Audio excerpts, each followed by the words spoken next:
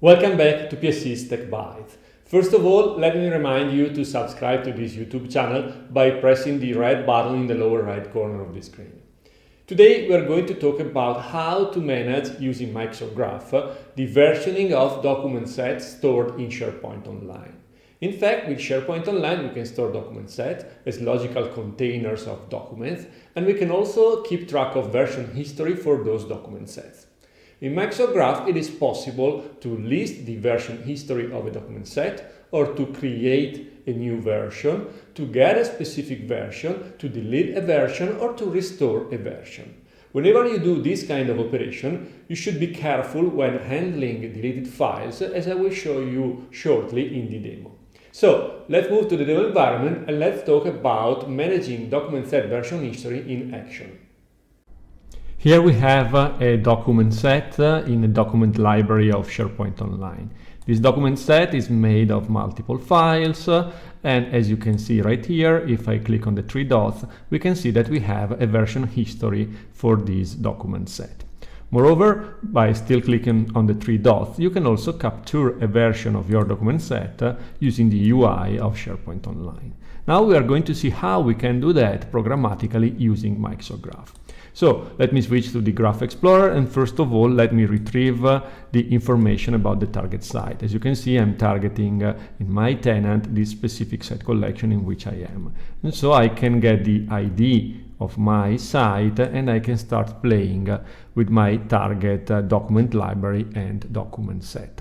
So first of all, what I can do is to replace this query with the ID of the actual site instead of using the relative URL. And once I've done that, I can access the collection of lists and libraries in my set collection, and specifically I want to access the document sets one, which does have this specific unique ID.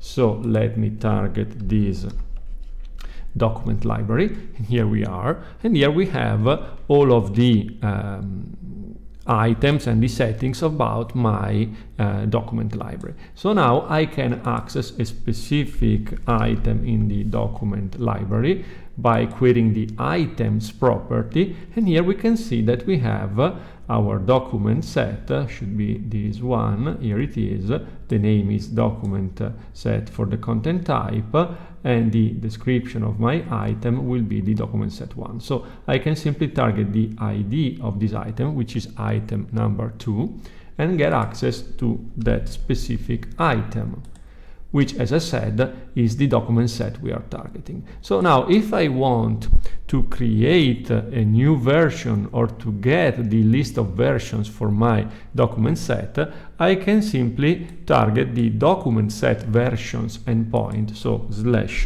/ document set versions, and I will be able to get all of the versions in the history of my document set, as well as by making a post request, I can create a new version, and I will simply need to provide in the body of my request a description, optionally, of my version, which can be my version, I don't know, version number 7 of my document set.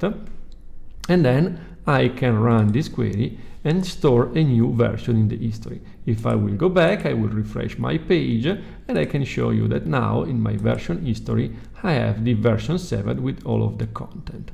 So I can also get a specific version, so I can say document version / the number of the version that I want. Let's say that I want to get version 5. I can make a GET request for that specific version. Here we are, and I can eventually also make a restore of that version simply by using the / restore action on this one. Now, keep into account that whenever you play with a document set and with version history of a document set, let's say for example that you want to get rid of a couple of documents inside of this library and inside of this document set. So let me delete these two files.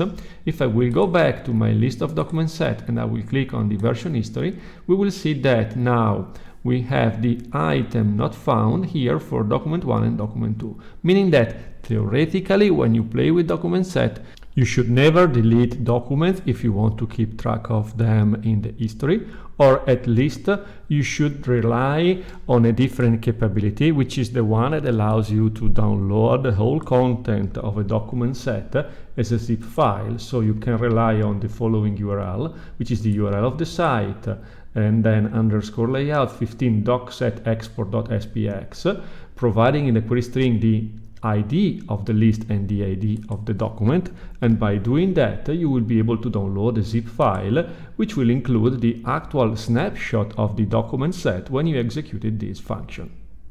Like always, thank you for watching this video. I hope you found it useful and I'm really looking forward to seeing you next week. Thank you.